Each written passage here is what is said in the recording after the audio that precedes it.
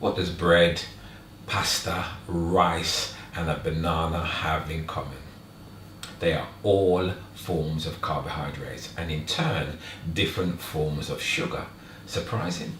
I'll tell you more. Come join me on the other side.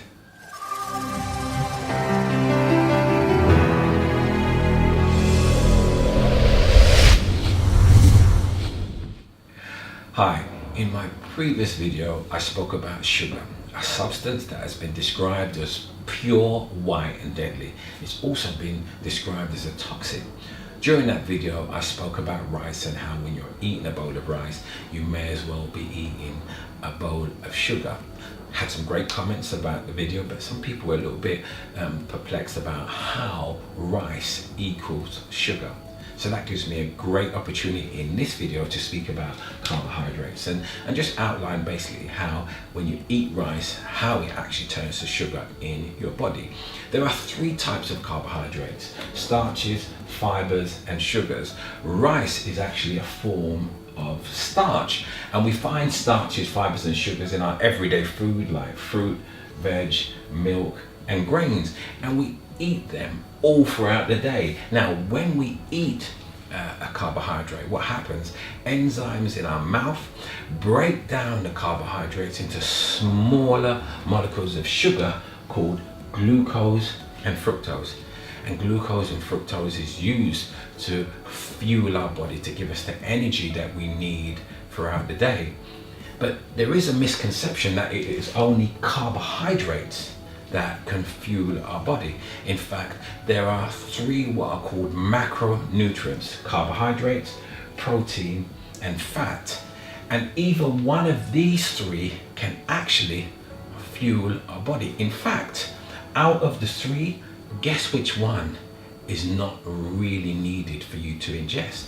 It's carbohydrates, because you have essential fatty acids, you have essential amino acids in the protein, but in carbohydrates there are no essential carbs.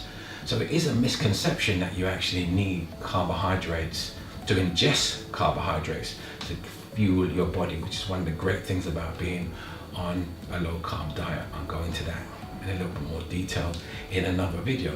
But we know carbohydrates because it's a daily staple of so many people, and people know it in two forms: either slow acting or fast acting.